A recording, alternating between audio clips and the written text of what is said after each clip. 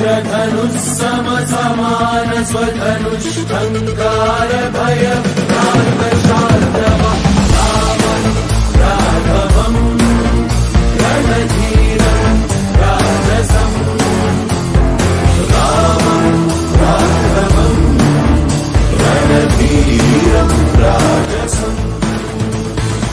Shri Mahatapasvi YouTube ಚಾನೆಲ್ಗೆ ಸ್ವಾಗತ. ನಮ್ಮ ಸಂಸ್ಥೆಗೆ ನಿಮ್ಮ ಬೆಂಬಲವಿರಲಿ.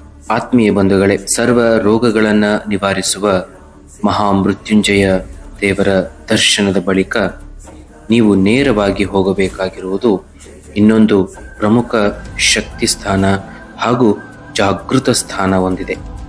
ಆ ಸ್ಥಳಕ್ಕೆ ನೀವು ತಪ್ಪದೆ ಭೇಟಿಯನ್ನ ನೀಡಲೇಬೇಕು. ಮಾನವ ಅಂದಮೇಲೆ ಅವನ ಜೀವನದಲ್ಲಿ ಹಲವಾರು ಸಂಕಟಗಳು, ದುಃಖ, ನೋವು, ದುಮ್ಮಾನಗಳು ಬಂದೇ ಬರುತ್ತೆ. ಇಂತಹ ಅನೇಕ ಸಂಕಟದಿಂದ ನಾವು ಮುಕ್ತಿಯನ್ನು ಪಡಿಬೇಕು ಅಂತಂದ್ರೆ ಅನೇಕ ಪೂಜೆ, ಹವನ, ಯಜ್ಞ, ಯಾಗಾದಿಗಳ ಮೊರೆ ಹೋಗ್ತವೆ. ಆದರೆ ಆರ್ಥಿಕವಾಗಿ ಸದೃಢವಾಗಿಲ್ಲದವರೂ ಕೂಡ ಈ ಸಂಕಟದಿಂದ ಪಾರಾಗಬಹುದು, ಈ ನೋವಿನಿಂದ ಮುಕ್ತಿಯನ್ನು ಪಡಿಬಹುದು. ಹೇಗೆ ಅಂತ ನೀವು ತಿಳಿಬೇಕಾ? ಹಾಗಾದ್ರೆ ಈ ವಿಡಿಯೋವನ್ನ ಕೊನೆವರೆಗೂ ನೋಡಿ. ಇದರಲ್ಲಿ ಒಂದು ಸರಳ ಉಪಾಯ ನಿಮಗಾಗಿ ಕಾದಿದೆ. ಕೇವಲ ಒಂದು ಸ್ಥಳಕ್ಕೆ ಕಾಲಿಟ್ಟರೆ ಸಾಕು, ನಮ್ಮ ಜನ್ಮದಿಂದ ಬಂದಂತಹ ಎಲ್ಲ ಸಂಕಟವನ್ನ ಕ್ಷಣಾರ್ಧದಲ್ಲಿಯೇ ಪಾರು ಮಾಡುವ ಹಾಗೂ ಕ್ಷಣಾರ್ಧದಲ್ಲಿಯೇ ಸಂಕಟದಿಂದ ನಮಗೆ ವಿಮೋಚನೆಯನ್ನ ನೀಡುವಂತಹ ಒಂದು ಸ್ಥಳ ಕಾಶಿಯಲ್ಲಿ ಇದೆ ಅಂದರೆ ನೀವು ನಂಬ್ತೀರಾ? ಹೌದು, ಖಂಡಿತವಾಗಿ ಕೂಡ ನೀವು ನಂಬಲೇಬೇಕು. ಕಲಿಯುಗದಲ್ಲಿ ಶೀಘ್ರ ವರವನ್ನ ನೀಡುವ ಹಾಗೂ ತ್ಯಾಗ, ಸಹನೆ, ಭಕ್ತಿ ಹಾಗೂ ಸೇವೆಯಿಂದ ಸಾಕ್ಷಾತ್ ಶ್ರೀಹರಿಯ ಒಂದು ರೂಪವಾದ ಶ್ರೀರಾಮನನ್ನೇ ಒಲಿಸಿಕೊಂಡು ಶಿವನ ಒಂದು ಅಂಶವನ್ನ ತನ್ನಲ್ಲಿ ಅಡಗಿಸಿಕೊಂಡು ದುಷ್ಟ ಶಿಕ್ಷಣ, ಶಿಷ್ಟ ರಕ್ಷಣ ಎಂಬ ಪ್ರಖ್ಯಾತಿಯನ್ನ ಪಡೆದು 100 ವರ್ಷಗಳಿಂದ ದಿನಕ್ಕೆ 3 ಬಾರಿ ತಪ್ಪದೆ ಪೂಜೆಗೊಳ್ಳುತ್ತಿರುವ ಕಾಶಿ ನಗರದಲ್ಲಿ ನೆಲೆಯಾಗಿ ನಿಂತು ಬಂದ ಭಕ್ತರಾಗೆ ಅಭಯವನ್ನು ನೀಡುವ, ಬಂದ ಭಕ್ತರ ಎಲ್ಲ ಸಂಕಟವನ್ನ ಕ್ಷಣಾರ್ಧದಲ್ಲಿ ದೂರ ಮಾಡುವಂತಹ ಸಂಕಟ ಮೋಚನ ಹನುಮಾನ ಮಂದಿರ. ಈ ದೇವಸ್ಥಾನಕ್ಕೆ ನೀವು ಬಂದು ಭಕ್ತಿಯಿಂದ ಬೇಡಿದರೆ ನಿಮ್ಮ ಎಲ್ಲ ಸಂಕಟವನ್ನ ನಿವಾರಿಸುವ ಕ್ಷೇತ್ರ ಇದಾಗಿದೆ. ಸಂತ ಶ್ರೇಷ್ಠನಾದಂತಹ ತುಳಸಿದಾಸರ ಭಕ್ತಿಗೆ ಹಾಗೂ ತಪಸ್ಸಿಗೆ ಒಲಿದು ಕಾಶಿ ನಗರದಲ್ಲಿ ನೆಲೆ ನಿಂತು ಸನಾತನ ಧರ್ಮವನ್ನ ರಕ್ಷಿಸುತ್ತಿರುವಂತಹ ಭವ್ಯ ದಿವ್ಯ ಶಕ್ತಿ, ಅದುವೇ ಆಂಜನೇಯ, ಅಂದರೆ ಹನುಮಂತ. ರಘುನಂದನ ರಘುರಘುನಂದನ ರಘುವರ ಸೇವನ ರಘುಪತಿ ಛಾಯನ ಶತಯೋಜನ ಶತಶತಯೋಜನ ಶರಧಿ ನಿಯೋಜನ ಶರ ಪರಿಲಂಘನ ಹರಿಭಾಜನ ಹರಿಭಾಜನ ಹರಿಮದ ಭಾಜನ ದಶಮುಖ ಕಂಪಣ.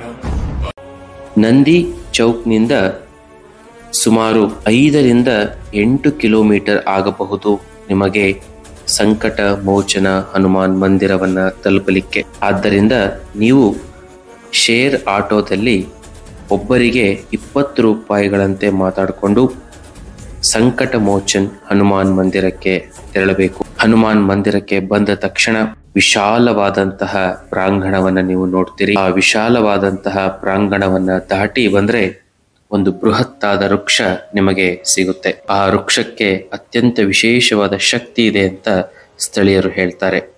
ಹಾಗಾಗಿ ಆ ವೃಕ್ಷಕ್ಕೆ ನೀವು ಒಂದು ನಮಸ್ಕಾರವನ್ನ ಮಾಡಿ ಭಕ್ತಿಯಿಂದ ಪ್ರಾರ್ಥನೆಯನ್ನ ಸಲ್ಲಿಸಿ ಮುಂದೆ ಸಾಗಬೇಕು.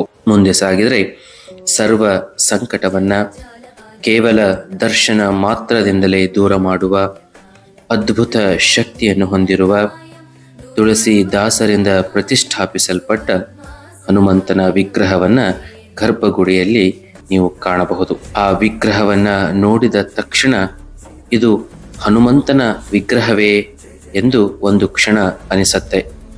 ಕಾರಣ ನಮ್ಮ ಕರ್ನಾಟಕದಲ್ಲಿರುವ ಹನುಮಂತನ ಮೂರ್ತಿಗೂ ಇಲ್ಲಿ ಇರುವ ಹನುಮಂತನ ಮೂರ್ತಿಗೂ ಸಾಕಷ್ಟು ವ್ಯತ್ಯಾಸವಿದೆ.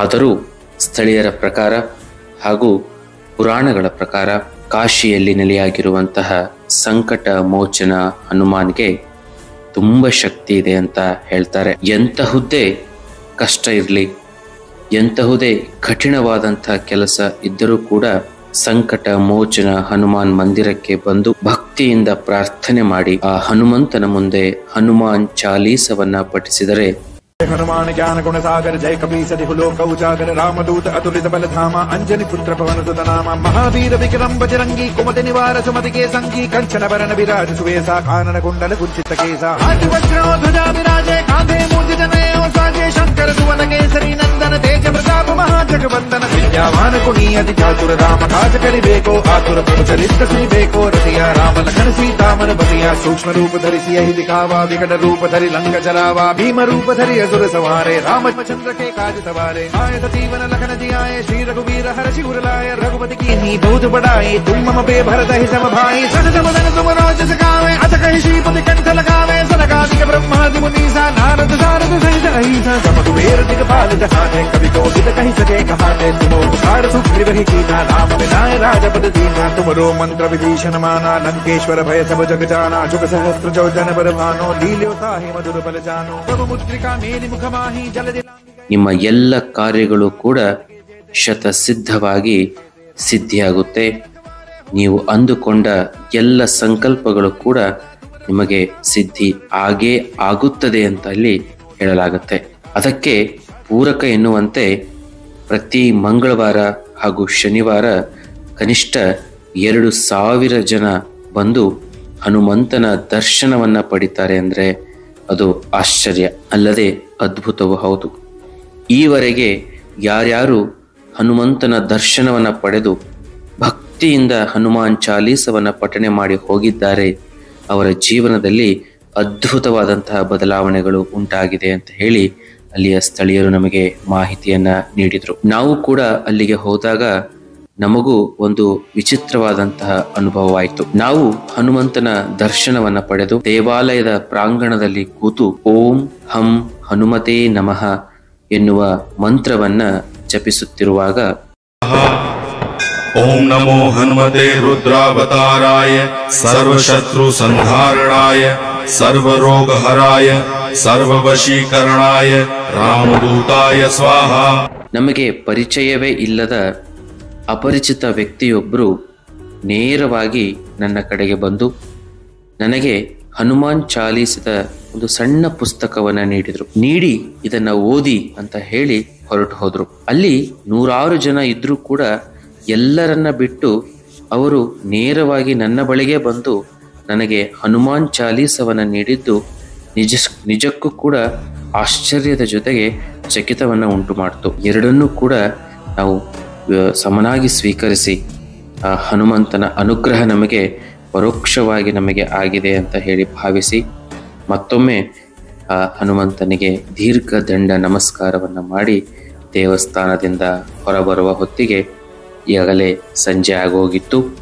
ಹಾಗಾಗಿ ನೇರವಾಗಿ ನಾವು ವಸತಿ ಗೃಹಕ್ಕೆ ಹೋಗಿ ಸ್ನಾನ ಪೂಜಾದಿಗಳನ್ನು ಮುಗಿಸಿ ರಾತ್ರಿಯ ಉಪಹಾರವನ್ನು ಸೇವಿಸಿ ಇನ್ನೇನು ಮಲಗಬೇಕು ಅನ್ನುವಂತಹ ಒಂದು ಕ್ಷಣದಲ್ಲಿ ಆ ಒಂದು ದಿನದ ಕಾಲಭೈರವನ ದರ್ಶನ, ಮಹಾಮೃತ್ಯುಂಜಯನ ದರ್ಶನ, ಮಹಾಮೃತ್ಯುಂಜಯ ದೇವಸ್ಥಾನದಲ್ಲಿರುವಂತಹ ಧನ್ವಂತರಿಯ ಕೂಪದ ದರ್ಶನ, ತೀರ್ಥ ಸೇವನೆ, ಜೊತೆಗೆ ಸಂಕಟವನ್ನು ನಿವಾರಿಸುವಂತಹ ಸಂಕಟ ಮೋಚನ ಹನುಮಾನ ದರ್ಶನ, ಈ ಎಲ್ಲ ದಿವ್ಯ ಅನುಭೂತಿಗಳು ಮತ್ತೊಮ್ಮೆ ನಮ್ಮನ್ನು ಆವರಿಸಿದಾಗ ನಿದ್ರೆಗೆ ಜಾರಿತ್ತು ಯಾವಾಗೋ ಎಂದು ಅರಿವಾಗಲೇ ಇಲ್ಲ. ಆತ್ಮೀಯ ಬಂಧುಗಳೇ, ನಾಳೆಯ ದಿನ ನಾವು ನೀವೆಲ್ಲರೂ ಕೂಡ ಕಾಶಿಯ ಮತ್ತೊಂದು ಪುಣ್ಯ ಸ್ಥಳವಾದಂತಹ ಗಂಗಾ ಸ್ನಾನ ಮಾಡುವ ಕಡೆಗೆ ಪ್ರಯಾಣ ಬೆಳೆಸೋಣ. ಧನ್ಯವಾದಗಳು. ನಮ್ಮ ಈ ಸಂಸ್ಥೆಯ ಯೂಟ್ಯೂಬ್ ಚಾನೆಲ್ಗೆ ನಿಮ್ಮ ಸಬ್ಸ್ಕ್ರೈಬರ್, ಲೈಕ್ ಮತ್ತು ಶೇರ್ ಖಂಡಿತವಾಗಿಯೂ ಇರಲಿ. ಶುಭವಾಗಲಿ.